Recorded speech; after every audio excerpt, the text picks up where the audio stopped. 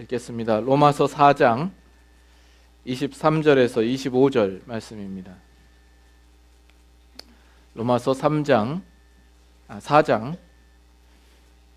23절에서 25절까지의 말씀, 23절과 24절은 제가 읽고 25절은 다 같이 한 목소리로 읽도록 하겠습니다. 23절부터 제가 읽습니다. 그에게 의로 여겨졌다 기록된 것은 아브라함만 위한 것이 아니요 의로 여기심을 받을 우리도 위함이니 곧 예수 우리 주를 죽은 자 가운데서 살리신 이를 믿는 자니라. 예수는 우리가 범죄한 것 때문에 내줌이 되고 또한 우리를 의롭다 하시기 위하여 살아나셨느니라. 아멘. 제가 잠깐 기도합니다. 하나님, 밖에 갑작스레 눈이 내리는 가운데에서도 우리의 주를 사모하는 그 마음을 막지 못하여 우리가 이 자리에 나와 주님 앞에 예배하며 찬양합니다. 우리의 예배를 기뻐 받으시고 이 자리에 주를 사모하여 주 앞에 나온 심령들 주님 기억하여 주셔서 큰 은혜로 덧입혀 주시옵소서. 특별히 이 시간 하나님의 말씀을 펴고 또 오늘 우리에게 들려주시는 하나님의 음성을 듣고자 하온데 성령 하나님께서 우리의 마음을 준비시켜 주시고 말씀을 전하는 부족한 종의 입술도 주장하여 주셔서 마땅히 전하여야 할 말씀 힘있게 담대히 증거할 수 있도록 붙들어 주시옵소서. 예수님의 이름으로 기도드리옵나이다. 아멘. 네, 오늘 때 아닌 눈이 갑자기 내리는 바람에 또 많은 성도들이 또 자리에 하지 못한 것 같습니다. 주일날 아침에 이렇게 눈이 오는 것은 한편으로 우리의 믿음을 시험하기 위한 것이 아닌가 이렇게 생각을 합니다. 우리 겨우 내내 눈이 내렸을 때에도 우리가 주님을 예배하는 이 일들을 우리가 게을리하지 않았는데 갑자기 예상치 못한 날씨 때문에 우리의 마음이 흔들려서는 분명히 안 될 것입니다. 우리가 어떠한 시험과 또 핍박이 있다 할지라도 우리는 죽음을 각오하고서라도 정말 주를 위해서 살 것을 우리는 다짐하고 각오한 사람들입니다. 그 믿음이 변치 않기를 원합니다. 오늘날 시험을 마치고 나온 두 친구가 서로 대화를 나누게 되었습니다. 야, 철학 시험 잘 쳤어? 응, 10문제 중에서 한 문제만 좀 애매했어. 아, 그래? 그러면 너는 틀림없이 A 학점을 받을 거야. 아니야, 난 자신 없어. 아니, 왜 한 문제만 애매했다며? 나머지 9문제는 깜깜했거든. 우리가 지금 로마서를 보고 있고 또 로마서 4장을 우리가 계속 여러 차례 보고 있는 중에 있는데 혹시 여러분들이 하나는 애매하고 나머지는 캄캄하면 참 곤란합니다. 이 말씀을 통하여서 여러분의 신앙과 믿음이 더욱 확실하고 견고해져야 할 텐데 우리가 그러한 일이 없도록 깨어서 정말 성령님의 도우심을 구하고 하나님의 말씀을 듣는 이 시간이 될 수 있기를 원합니다. 오늘 말씀의 제목도 믿음의 가장 확실한 근거라 이렇게 제목을 정하였던 것처럼 오늘 우리의 믿음의 분명한 근거가 무엇인지를 확실히 하고 돌아갈 수 있는 이 시간이 될 수 있기를 바랍니다. 우리 인간을 의롭게 하시는 하나님의 방법은 어디까지나 전적으로 하나님 쪽에서의 은혜와 사랑과 긍휼에 입각한 믿음으로 말미암아 된 것이지 결코 우리가 가지고 있는 우리 안에 어떤 조건으로 된 것이 아니다라는 사실을 우리가 여러 차례 확인을 했고 또 증명을 해왔습니다. 그러나 또한 그럼에도 불구하고 하나님께서는 우리에게 자신을 계시하시고 여러 가지로 간섭하고 설득하고 권고하심으로 우리로 하여금 그 믿음의 고백의 자리에 이르도록 또 주님 앞에 항복의 반응을 가지는 자리에 이르도록 하신다라는 사실을 우리가 지난주에 또 함께 나누었습니다. 우리가 로마서 4장을 보면서 우리가 또 분명히 하나 기억해야 할 것은 하나님께서 아브라함을 믿음의 조상으로 부르시고 그 아브라함을 중심으로 이 로마서 4장에 기록되어 있지만 그 모든 것들은 결국 우리의 믿음을 분명히 하기 위하여서 있다라는 사실을 우리는 잊지 말아야 할 겁니다.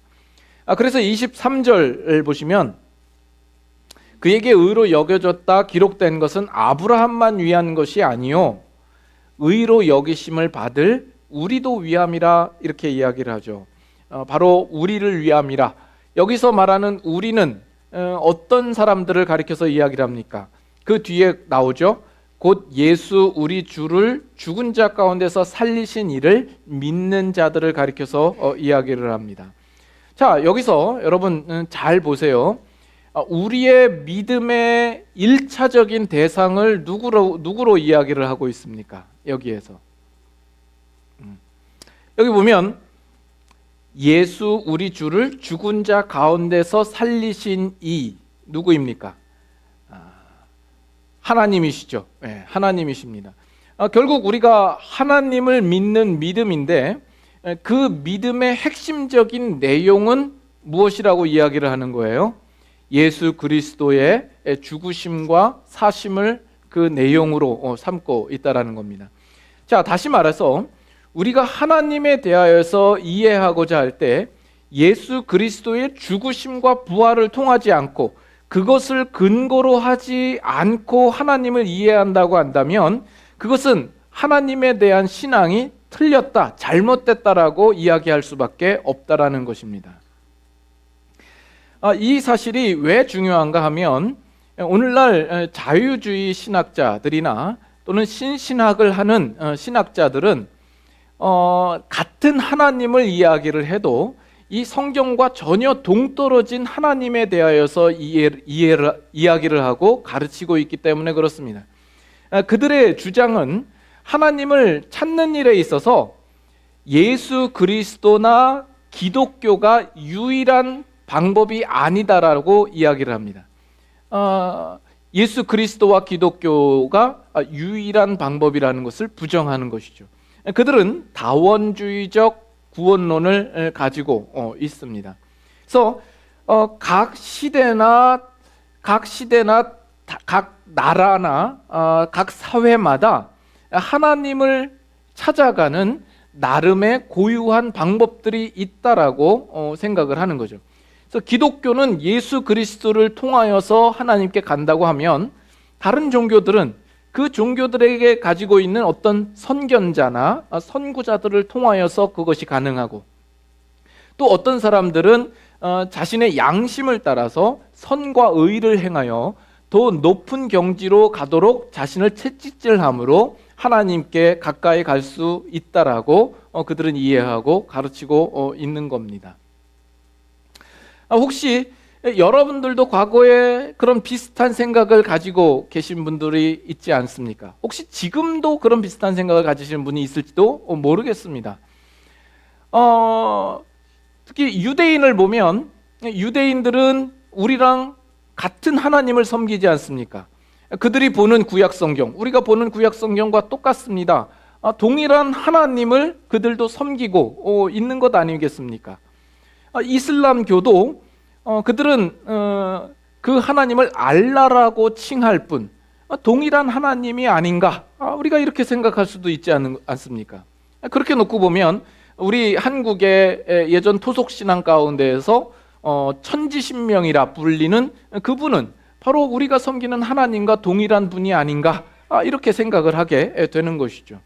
그래서 우리가 다 산을 오를 때에 다른 방향, 다른 경로로 오를 뿐 결국 우리가 다 똑같은 정상에 오르고자 하는 것이 아니냐라고 생각을 하기 쉽습니다. 오늘 이 구절에서 우리가 유심히 보고 놓치지 말아야 할 부분은 그 하나님을 이야기를 할 때 예수 그리스도를 죽은 자 가운데서 살리신 이 바로 그 하나님을 믿는 믿음만이 우리를 의로운 자리로 인도한다라고 이야기를 하는 겁니다. 이런 적절한 예를 우리가 들어볼 수 있습니다. 여러분, 이 중에는 한국에서 군대를 마치시고 오신 분들이 계시죠. 군대에 가면 사격을 합니다. 그렇죠? 여러분들도 아시다시피 저는 UDT 출신이죠. 여기서 UDT는 우리 동네 특공대의 이니셜입니다. 방위병도 사격합니다. 너무 무시하지 마시고. 자, 사격을 하면 이제 소총으로 사격을 할 때 보면 총구 앞에는 가늠쇠라는 것이 있습니다. 그리고 눈 가까이에는 조그만 구멍으로 들여다볼 수 있는 가늠자가 있습니다. 그래서 어떤 목표물을 조준하고 그것을 맞추기 위해서는 눈으로 그 가늠자를 통하여서 그 가늠쇠와 목표물을 일직선으로 맞춰야만 그 목표물을 명중을 시킬 수 있는 겁니다. 그런데 만일 가늠쇠로만 그 목표물을 맞추고 또는 가늠자 그 작은 구멍으로만 그 목표물을 보게 되면 결국 총열은 사선으로 향하게 돼서 결코 그 목표물을 맞출 수 없게 되는 법입니다. 그렇기 때문에 그 가늠자와 가늠쇠와 그 목표물을 일직선으로 놓아야만 그 목표물에 정확하게 명중을 시킬 수 있는 것이죠. 알아들으신다, 못 알아들으신다. 못 알아들으시는 분은 예배 끝나고 군필자들을 찾아가셔서 자세한 이야기를 들으실 수 있기를 바랍니다. 그래서 우리가 하나님을 알고 믿는다고 할 때에는 예수 그리스도의 죽으심과 부활하심을 통하여서만 하나님을 올바로 알 수 있다라는 이야기입니다. 우리가 요한복음 1장 한번 찾아볼까요? 그리고 다시 로마서로 오겠습니다. 오늘 설교 가운데 유일하게 찾아보는 성경 구절입니다. 요한복음 1장 14절. 요한복음 1장 14절. 찾으셨으면 다 같이 함께 읽겠습니다. 말씀이 육신이 되어 우리 가운데 거하심에 우리가 그의 영광을 보니 아버지의 독생자의 영광이요 은혜와 진리가 충만하더라. 예수 그리스도를 가리켜서 이야기를 하죠. 예수 그리스도의 영광을 보니까 아버지의 독생자의 영광이라 이렇게 얘기를 합니다. 18절도 같이 한번 읽겠습니다. 본래 하나님을 본 사람이 없으되 아버지 품속에 있는 독생하신 하나님이 나타내셨느니라. 누구도 하나님을 본 사람이 없죠. 그러나 독생하신 하나님이 나타내셨다라고 이야기를 합니다. 우리는 하나님을 우리의 힘으로 알 수 없습니다. 우리의 가진 능력으로 하나님을 알 수 없고 단지 그 하나님이 우리에게 자신을 계시하셔야만 우리는 그 계시를 통하여서 하나님을 알 수 있는 겁니다. 그런데 하나님께서 우리에게 계시하시는 가장 완전한 계시는 바로 그 아들 예수 그리스도가 되시는 겁니다. 그래서 우리는 예수 그리스도를 통하지 않고서는 결코 하나님을 제대로 올바로 알아갈 수가 없는 것입니다. 바로 이것이 세상 사람들이 우리 기독교를 볼 때에 너희는 왜 이렇게 배타적이냐, 편협적이냐 이렇게 바라볼 수밖에 없는 이유가 바로 여기에 있습니다. 우리는 어쩔 수가 없습니다. 성경에서 분명히 그렇게 이야기를 하고 예수 그리스도를 통하여서만 하나님을 알 수 있는 것이 진리이기 때문에 그 외의 것들에 대해서 우리가 인정할 수 없으며 타협할 수 없는 것이 되는 겁니다. 그래서 우리가 가지는 이 믿음의 내용을 25절, 다시 로마서로 오셔서 25절에는 어떻게 이야기를 하고 있냐면 예수는 우리가 범죄한 것 때문에 내줌이 되고 또한 우리를 의롭다 하시기 위하여서 살아나셨다 이야기를 합니다. 이것이 우리의 믿음의 내용일 것입니다. 이거를 좀 더 자세히 들여다보면 일단 여기에는 먼저 전제되어야 하는 것이 우리가 하나님 앞에 죄인이다라는 사실이 분명히 전제되어 있습니다. 예수님께서 우리를 위하여서 자신을 내어주는 일은 바로 우리의 범죄함 때문이다라고 이야기를 하는 것이죠. 하나님은 살아계셔서 온 우주 만물을 창조하시고 우리 인간들도 만드신 창조자이십니다. 그렇기 때문에 그분만이 우리 모든 인간의 주인 되시고 주관자 되시는 것이죠. 그러나 우리는 그 하나님을 알지 못하고 배반하며 그 앞에 범죄함으로 말미암아 우리가 그 하나님과 분리되어지고 우리에게 주어진 운명이라고 하는 것은 결국 그 하나님으로부터 형벌과 저주와 심판밖에는 우리 앞에 놓인 것이 없는 것입니다. 그래서 우리가 우리의 죄인됨, 하나님 앞에서의 우리의 죄인됨을 인정하지 않고서는 그 하나님을 우리는 운운할 수가 없는 것입니다. 하나님 앞에 나의 죄인됨을 인정하는 자만이 그 하나님을 인정하는 첫걸음을 뗄 수 있는 것입니다. 더 나아가서 그런 우리들을 위하여서 예수님께서 내어주셨다라는 이 사실은 무엇을 이야기하냐면 그만큼 우리의 죄가 얼마만큼 크고 심각한 것인지를 우리에게 또한 비추어 말씀하고 있는 내용입니다.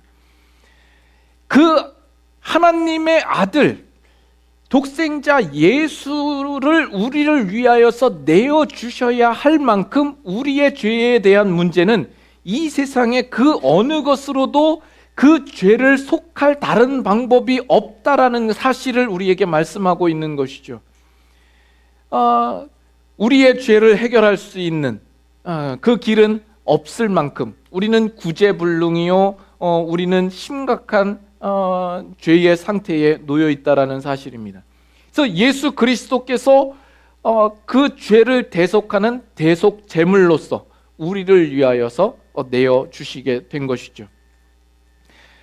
나아가서 다음 내용이 뭐예요? 우리를 의롭다 하시기 위하여서 살아나셨다라고 이야기를 합니다. 이것은 뭘 의미합니까? 이것을 어떻게 이해하면 좋겠습니까? 우리가 구약의 한 장면을 가지고 이 부분을 이해하면 좋겠다 싶습니다. 구약에 보면 대제사장이 있죠. 이 대제사장은 1년에 한 차례 온 이스라엘 백성의 죄를 속죄하기 위하여서 지성소로 들어갑니다. 희생 제물을 드리고 그 제물의 피를 양푼에 담아가지고 그 지성소 안으로 들어갑니다. 이 지성소 안에는 오로지 대제사장만 1년에 한 번 들어갈 수 있는 곳이고 그곳은 하나님이 임재하는 곳이요 지극히 거룩한 장소이기 때문에 대제사장이라도 자신의 몸을 하나님 앞에 철저하게 정결하게 한 이후에 들어가지 않으면 안 됩니다. 만약에 이 대제사장이 하나님 앞에 자신을 정결하게 하지 않고 부정한 상태로 들어간다던가 아니면 하나님께서 정하신 그 규례에 합당한 제물을 드리지 않고 들어가게 되면 그 자리에서 대제사장은 즉사해버리고 맙니다. 그렇기 때문에 이 대제사장은 그 제사를 드릴 때에 입는 예복이 있죠. 그것을 성경은 에봇이라고 하는데 그 에봇의 끝자락, 그 치마 끝자락에는 방울들이 일정한 간격으로 달려 있습니다. 그러면 대제사장이 움직일 때마다 딸랑딸랑 방울 소리가 있겠죠. 그것은 왜 있냐 하면 이 대제사장이 지성소에 들어갔을 때에 그 대제사장이 지금 살아있나 아니면 죽었나를 확인하기 위하여서 있는 겁니다. 만일 이 대제사장이 드리는 그 제물이 하나님 앞에 합당히 여겨지지 않는다면 바로 그 자리에서 대제사장은 죽임을 당하게 될 겁니다. 그렇다면 온 이스라엘 백성을 위하여서 대속하는 그 속죄 제사는 불충분하다라는 이야기가 되지 않습니까? 그러나 만약에 이 대제사장이 그 지성소에서 살아서 나온다고 한다면 그 제물을 하나님께서 연락하셨다라는 것이요 이스라엘 백성의 죄가 사함을 얻었다라는 이야기가 되는 것입니다. 그래서 이 대제사장이 지성소에 들어가면 그 밖에서는 다른 제사장들과 이스라엘 온 백성이 그 대제사장이 죽어서 나오나 살아서 나오나 목 빠지게 기다리는 겁니다. 왜 그렇습니까? 단지 그 대제사장이 죽는 것이 문제가 아니라 만약에 그렇게 된다고 한다면 자신들의 죄를 속하는 이 문제가 해결되지 않기 때문에 그렇습니다. 여전히 하나님 앞에서 그들의 죄를 속하지 못하게 되는 상태에 놓여 있기 때문에 그렇습니다. 예수님께서 우리의 구원을 위하여서 우리의 죄를 대속하는 대속 제물로서 우리에게 오셨을 뿐만 아니라 예수 그리스도는 또한 우리에게 대제사장으로서 계시는 분이십니다. 그래서 우리를 의롭다 하시기 위하여서 살아나셨다라는 이것은 그 의미하는 바가 무엇이냐면 예수님께서 그 하나님 앞에 제물을 드리기 위해서 직접 나아가셔서 그것을 하나님 앞에 드렸을 때에 하나님께서 그 대속 제물을 흠양하시고 만족하시고 그것이 하나님 앞에 연락되었으므로 예수님께서 예수님께서 부활하셨다라는 이야기, 예수님께서 살아나셨다, 부활하셨다라는 이야기는 우리를 위한 대속 제물이 하나님 앞에 연락되었다라는 것이요, 우리의 죄가 말끔히 씻어졌다라는 것이요, 우리가 의롭게 된 것이 되는 겁니다. 그렇게 이해하니까 이 부분을 좀 더 쉽게 여러분들이 이해할 수 있으시겠죠. 그래서 우리가 이제 이 구절들을 통해서 우리의 믿는 바, 우리의 믿음의 내용을 좀 요약할 수가 있습니다. 첫째는 그 만유의 하나님 되신 그분은 살아계셔서 우리 온 우주 만물을 창조하시고 우리를 창조하신 우리의 주인 되시며 주권자 되신다라는 사실이며, 그러나 태초에 그 아담이 범죄하였고 그 후손으로 태어난 우리는 죄인으로 태어나서 그 거룩하신 하나님 앞에 우리는 저주를 받고 심판을 받아야 마땅한 그 운명 속에 놓여 있다라는 것이며, 그러나 그런 우리들을 하나님께서 불쌍히 여기시사 우리의 죄를 속하기 위하여서 대속제물로서 예수 그리스도를 준비하여 그를 내어주심으로 그가 십자가에 못 박아 죽으셨다라는 것과 마지막으로 그가 또한 우리의 대제사장이 되셔서 우리를 위하여서 그 제물을 하나님 앞에 드리고 그것이 하나님 앞에 연락하신 바 되어 예수님께서 부활하심으로 나오심으로 말미암아 우리가 죄 씻음을 받고 우리가 의롭게 되었다라는 이 사실입니다. 이것이 분명한 우리의 믿음의 내용입니다. 이 믿음의 내용을 여러분들도 가지고 계시고 동일하게 고백하십니까?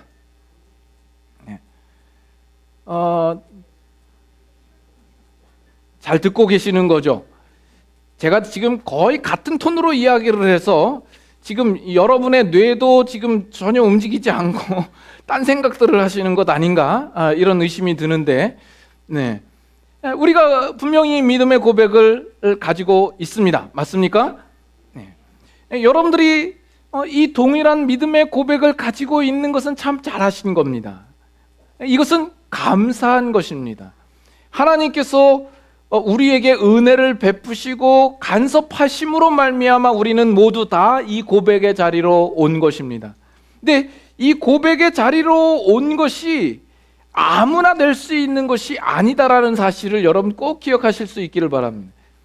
여러분, 아브라함 때에 그 시대에도 많은 사람들이 있지만 하나님께서 아브라함만 부르시고 이 아브라함에게 자신을 비추시고 알리시사 이 아브라함으로 하여금 그 입술로 하나님을 믿는다라는 그 고백에 이르게 하신 것입니다.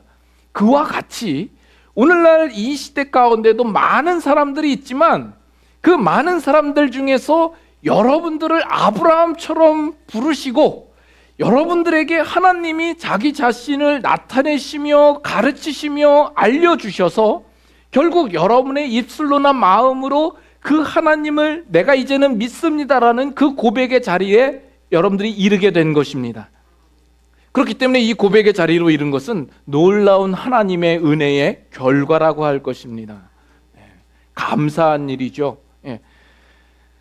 그러나 우리가 이제 이 로마서 4장을 보면서 단지 우리가 믿음의 고백을 할 수 있는 자리에 왔다, 여기에만 그치는 것이 아니라 우리가 더 나아갈 믿음의 영역이 있습니다.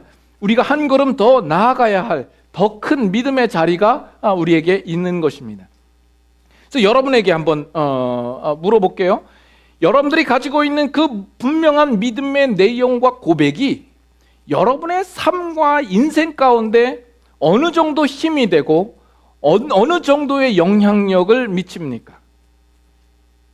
다시 말해서 여러분들이 가지고 있는 그 믿음의 고백과 내용이 오늘 살아가는 이 하루의 삶과 또 오늘을 지나서 다음 일주일을 사는 그 삶 속에서나 아니면 이 땅에서의 여러분의 남은 인생 가운데 그 믿음의 고백과 그 사실이 무엇을 의미하고 그것이 여러분들에게 주는 영향은 무엇이냐라는 겁니다. 나는 이제 예수님을 믿습니다. 예수님이 나의 구세주인 것을 확신합니다. 나는 이제 천국 갈 자신이 있습니다. 이것입니까? 예, 물론 여러분들이 예수 그리스도를 믿음으로 말미암아 약속한 바대로 여러분들은 천국에 들어갈 수 있으실 것이라고 저는 믿습니다. 그러나 그 천국에 들어가기까지 이 세상을 살아가는 여러분들의 인생 속에서는 그 믿음이라는 것이 여러분들에게 얼마나 힘이 되고 영향력이 되며 능력이 되냐라는 것이죠. 그것이 여러분의 삶에 무슨 의미가 있냐라는 것이죠. 믿음을 가지고 있어도 실제적으로 여러분의 삶 속에, 현실 속에 아무런 힘이 되지 못하는 그런 신앙생활을 여러분들이 하고 있지는 않느냐라는 겁니다. 우리 옛날 부모님들이 괜한 일에 힘쓰면 그런 얘기하죠. 야, 그게 밥 먹여주냐? 근데 여러분들이 기독교가 밥 먹여주냐? 이런 생각으로 혹시 사시는 분들이 계시지는 않는가 하는 겁니다. 그래서 우리는 좀 더 이 아브라함의 믿음과 신앙을 오늘날 우리의 믿음과 신앙을 좀 더 연결시킬 필요가 있습니다. 이 아브라함의 상황과 우리의 상황, 아브라함의 인생과 우리의 상황이 어떤 연관성이 있으며 그럼으로써 오늘 우리가 살아가는 이 삶 속에서 우리는 어떠한 삶을 살아가야 될지를 조금 더 생각해 보자라는 겁니다. 그러기 위해서 우리 4장 지난주에 보았던 18절 말씀부터 잠깐 한번 훑어볼까요? 18절에 보니까 이렇게 나와요. 아브라함이 바랄 수 없는 중에 바라고 믿었다, 이렇게 나옵니다. 바랄 수 없는 중에 바라고 믿었다. 19절에는 믿음이 약하여지지 아니하였다 이야기를 하고, 20절에는 믿음이 없어 하나님의 약속을 의심하지 않고 믿음으로 견고하여져서 하나님께 영광을 돌리며 약속하신 그것을 또한 능히 이루실 줄을 확신하였다라고 이야기를 합니다. 자, 우리가 일단 먼저 분명히 한 것은 아브라함이 믿었기 때문에 하나님께서 그를 의롭게 하시고 구원하신 것은 아니다라는 것을 분명히 확인을 했어요. 무슨 얘기냐면 아브라함이 자신이 믿음을 고백한 것이 조건이 되어서 하나님이 그를 구원한 것이 아니다. 여러분 이것은 분명하시죠? 그 전부터 하나님이 아브라함을 택하셨고 부르셨고 작정하셨죠. 그래서 이미 구원을 받은 자로서 하나님께서 아브라함에게 약속을 하신 것입니다. 그 약속의 내용이 뭐냐면 내 자손이 하늘의 별과 같고 바다의 모래와 같을 것이다라는 겁니다. 결국 그 아브라함이 그것을 믿었다라는 것인데 문제는 뭐냐면 그 하나님이 약속을 주실 당시에 이 아브라함에게는 자식이 없었다라는 사실이죠. 그리고 그는 100세를 바라보는 나이였고 더 이상 자녀를 가질 수 없는 그 가능성이 없는 상태였습니다. 그는 바랄 수 없는 상황이었습니다. 그러나 이 아브라함이 그 하나님의 약속을 믿었다라는 데에 그 믿음의 핵심이 있다라는 것이죠. 그가 믿었음에도 불구하고 아브라함의 상황은 전혀 달라진 것이 없었다라는 겁니다. 심지어 하나님께서 나중에 결국 이삭을 허락하여 주시죠. 이삭을 허락하여 주신 상황 가운데에서도 하나님의 약속하신 것을 의심할 만한 시험거리들이 여전히 아브라함의 인생 가운데는 남아 있었더라는 겁니다. 하늘의 별과 같고 바다의 모래와 같을 것이다 라고 이야기를 했는데, 어떤 그런 모습을 보기는커녕 아브라함은 전 인생 동안에 이삭 한 사람만 보고 있었던 거예요. 적어도 그 정도 되려면 아브라함에게 10명의 자녀가 있다던가 뭐 그랬으면 좋았으련만, 오직 이삭 한 사람밖에 없었고, 심지어 그 하나 있는 이삭조차도 하나님께서 나에게 바치라 이렇게 말씀을 하셨을 때에는 아브라함은 정말 어이가 없었지 않았을까 생각을 합니다. 또한 아브라함에게 너와 네 자손에게 이 땅을 주리라, 가나안 땅을 주리라 말씀하셨는데, 아브라함은 그가 살아 생전에 이 가나안 땅을 소유한 적이 없습니다. 이 가나안 땅에서 아브라함이 소유한 유일한 땅은 그가 그 사라를 장사하기 위하여서 돈 주고 산 막벨라 굴밖에 없었습니다. 그리고 아브라함의 전 인생은 이 가나안 땅에서 나그네로서 살았던 것입니다. 그러나 그 아브라함이 하나님을 바랄 수 없는 중에 바라고 믿었으며 그 약속을 바라보았다라는 데에 초점이 있습니다. 우리가 이 로마서 4장이 우리에게 왜 필요할까요? 이 로마서 4장을 보면서 우리는 보아야 할까요?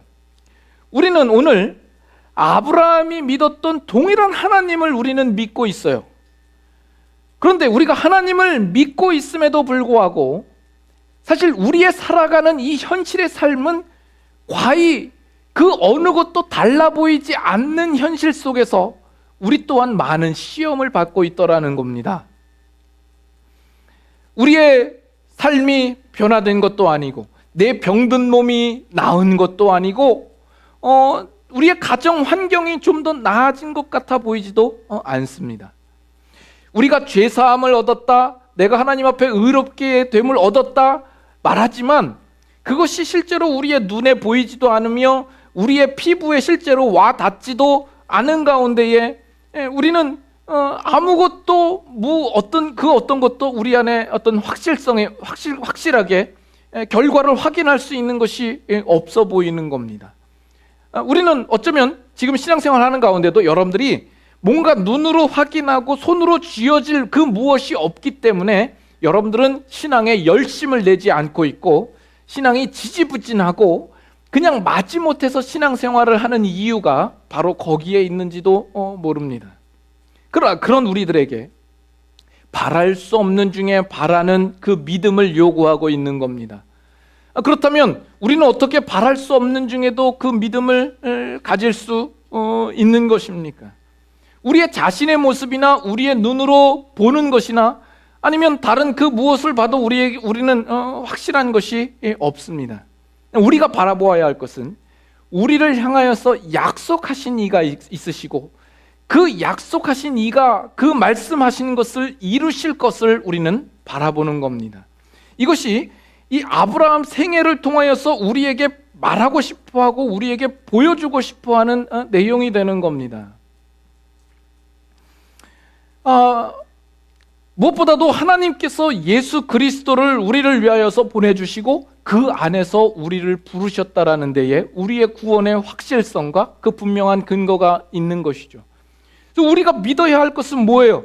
우리가 가지고 있는 나의 성실성, 나의 의지력, 나의 끈기를 믿는 것이 아니라 나를 위하여서 예수 그리스도를 보내신 그 하나님의 열심과 그 의지와 그 성실하심과 신실하심을 믿는 것입니다. 우리는 이 신앙생활을 할 때에 하나님께서 약속하신 그것을 당장 내 눈으로 확인할 수 없고 내 손으로 쥘 수 없기 때문에 우리는 자꾸 내 눈으로 확인하고 뭔가 피부로 와 닿을 만한 어떤 근거를 내가 확보하기 위하여서 힘쓰는 노력들을 우리는 하곤 합니다. 그것은 마치 이 아브라함이 하나님이 약속하신 것을 듣고서도 이 내 집에서 길리운 이 다메섹 사람 엘리에셀이 내 상속자입니다. 또는 이 이스마엘이나 하나님 앞에 살기를 원합니다 라고 말한 것처럼 말이죠. 또는 지금 이 로마서에서 이야기되어지고 있는 그 유대인들은 자신의 육체에 어떤 표식을 가하는 할례나 아니면 그들의 행위로서의 어떤 결과를 얻을 수 있는 어떤 율법을 내세우고 있는 것처럼 오늘 우리의 신앙생활도 뭔가 어떤 기적적인 현상 또는 내 기도에 응답된 것 또는 어떤 신비한 체험이나 경험을 우리의 확실함의 근거로 삼고자 하는 시험거리들이 언제나 우리 앞에 있는 것이죠. 여러분의 신앙생활을 봐도 여러분들이 실제로 눈에 볼 수 있고 내가 뭔가를 지어질 수 있는 분명한 보상이 우리 눈앞에 있을 때에만 여러분들이 신앙에 대하여서 열심을 품지, 그것이 여러분의 눈에 보이지 않고 아무것도 놓여있지 않을 때에는 여러분들은 신앙에 열심을 내지도 않고 게으르며 나태하며 그냥 신앙은 그냥 형식적으로 그냥 천국 가기 위하여서만 유지하는 형태를 가지는 그런 우리의 나약한 모습을 보지 않습니까? 우리가 바랄 수 없는 중에 바라는 그 믿음을 하나님께서 요구하십니다. 그것을 가질 수 있는 그 믿음의 근거는 이미 우리에게 허락하여 주신 것입니다. 이 아브라함이 바랄 수 없는 중이었고 불가능한 가운데에서도 결국 하나님께서 그 이삭을 주심으로 말미암아 아브라함은 그 이삭을 주신 하나님께 대하여서 그 어느 때보다 더 분명한 신뢰함과 그 믿음을 가질 수 있었지 않았겠습니까? 지금 당장 그의 눈앞에 하늘의 별과 같고 바다의 모래 같은 그런 자손이 보이지 않는다 할지라도 그는 그 하나님을 분명히 알 수 있는 분명한 근거를 가지고 있었던 겁니다. 오늘날 우리들을 위하여서는 하나님께서 약속하신 그 예수 그리스도를 우리에게 보내주신 것입니다. 우리의 죄의 상태에 대해서 우리 스스로 그것을 벗어날 길이 없고 전혀 불가능한 상태요, 우리는 바랄 수 없는 상태 가운데에서 하나님께서 우리를 위하여서 예수 그리스도를 보내주시고 우리의 죄를 대속하기 위해서 그를 내어주시며 우리를 의롭게 하기 위하여서 그를 살려내신 그 하나님의 신실하심이 우리의 믿음을 더욱 분명하게 할 수 있는 가장 큰 근거요 확실한 증거가 되는 것입니다. 그것은 아브라함에게 이삭을 주신 것보다 우리에게 예수 그리스도를 주신 것이 더 크고 엄청난 확실성을 가지고 있는 것이죠. 그렇다고 한다면 아브라함이 바랄 수 없는 중에 하나님을 믿었다고 한다면 우리는 아브라함보다 더 바랄 수 없는 현실이라도 우리는 더 큰 믿음을 가질 수 있는 자들이 되는 것입니다. 그래서 여러분들이 이 땅에서 신자로서 사는 그 삶 가운데에 여러분들이 아무것도 여러분의 손에 쥐어진 것이 없다 할지라도 아무런 변화가 없어 보여도 또 여러분의 병든 몸이 나음을 입지 못하더라도 여러분의 상황이 더 어렵고 힘든 상황 가운데 놓였다 할지라도 그리고 여러분 자신을 볼 때에도 너무나도 실망스럽고 늘 실수가 많고 넘어지고 부족한 자로 여길지라도 그리고 다른 사람이 나를 볼 때에도 정말 혀를 내두르며 가망성이 없고 조롱하고 비웃는 상황 가운데에서도 우리는 우리를 향하여서 은혜를 베푸시며 자비를 베푸시는 하나님, 우리를 위하여서 그 아들까지도 아끼지 아니하시고 내어주시는 그 하나님으로 인하여서 우리는 믿음 안에 견고히 설 수 있는 분명한 근거를 가지고 있는 사람들입니다. 이것이 분명한 우리의 믿음의 확실한 근거요, 증거요, 변함없는 원리가 되는 것입니다. 그래서 24절 다시 한번 읽습니다. 24절 다 같이 한번 읽겠습니다. 의로 여기심을 받을 우리도 위함이니 곧 예수 우리 주를 죽은 자 가운데서 살리신 이를 믿는 자니라. 우리 자신을 믿는 것이 아닙니다. 우리의 믿음의 근거를 우리 자신 안에 두고 신앙생활을 하면 우리의 신앙생활은 결코 편할 날이 없습니다. 안심하고 신앙생활을 할 수가 없습니다.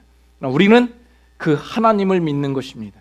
은혜로우시며 자비로우시며 우리에게 약속하신 바를 언제나 신실하게 이루어내시는 하나님, 우리를 위하여서 자기 아들도 아끼지 아니하시고 내어주시는 하나님, 우리는 그 하나님이 있기 때문에 우리는 우리의 신앙생활을 담대하게 평안하게 믿음을 가지고 살아갈 수 있게 되는 것입니다.